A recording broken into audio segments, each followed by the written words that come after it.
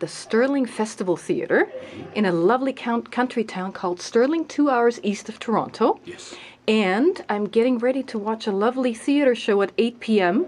And I have one of the main stars right in front of me, Dean, who's playing a very interesting role tonight in Alice in Wonderland. Well, I played what they call the Dame. Mm-hmm. And the Dame, if we take it back, pantomime back in history, pantomime has been going on for hundreds of years in the UK and Britain.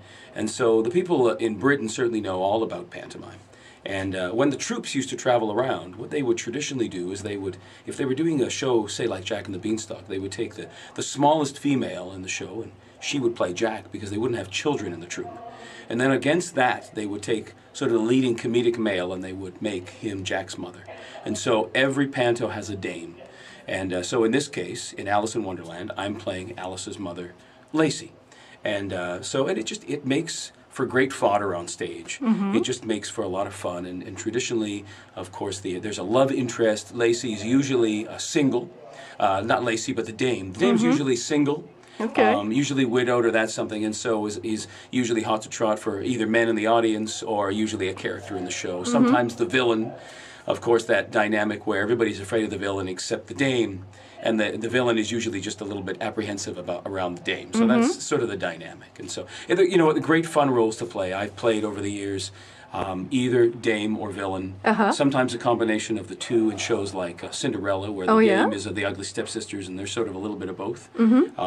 But they're so much fun. And of course, there's this transformation that we have to. Yes, let me show transformation, and we have many outfits. What a wonderful outfit. And a big transformation that has to be done. All takes place here. Yeah. All of the makeup, the false eye. I've got about 17 pairs of false eyelashes. And it takes about a half hour before the show to start. And so it's a matter of sort of getting all the hair in pin curlers underneath so it can anchor the wig properly and doing the makeup.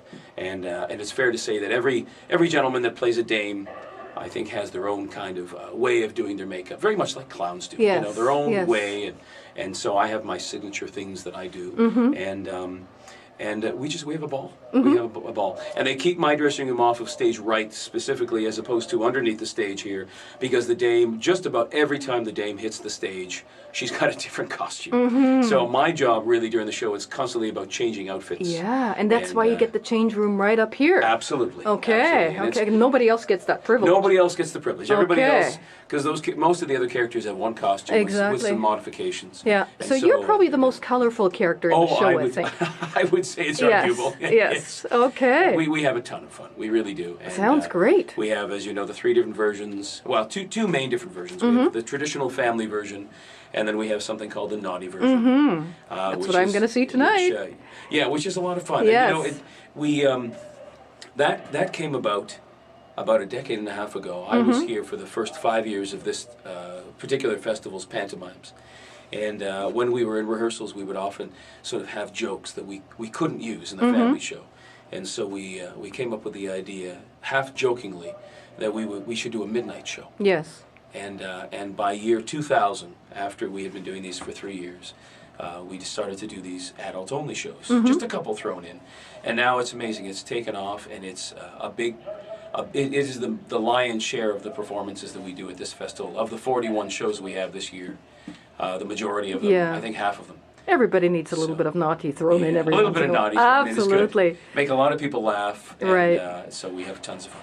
Is this your first time at the Stirling Festival Theatre? No, I'm one of the old-timers here. Oh, you are? Yeah, I was here. The festival started in '97. We started doing panto the same year, and it was only, we only did 3 shows that year. Okay. It was a very short contract, and it has built over the years. I was here from '97 to 2001, and then I was gone doing other things for the better part of a decade, including some traveling to Europe and an artistic directorship in Collingwood, Ontario, which is where I reside with my wife and my children. Okay. And then I started coming back last year. So so I'm one of the people in the cast. I think I'm the only one in the cast who's the only one in the cast who's been here since day one. Wow. But then interesting. I was joining people who had come over the years and who've also been here an awfully long time. So Awesome. it's, That's yeah, great. It's a great little town. Yeah. I was actually married up in this town Okay. back in '99, and it's Lovely. very pretty. It is pretty. great It's little surprisingly pretty, and Yeah. surprisingly nobody's heard of it. Yeah, no, it's great. So that's one of the reasons why I'm here, to actually Excellent. see all these Well, it's interesting a places. beautiful little space. And It There's is. great people here, and it was such a thrill for me to come back That's great. last year after being away for so many years. Awesome. Thank you so much, Thank Dean. you. I really appreciate it. You have a good time too. And I'm going to see you tonight. I can't You will. wait. The costume will be a little bit different. Okay. Okay. All right. A little Okay. raunchier. Bye-bye. Okay.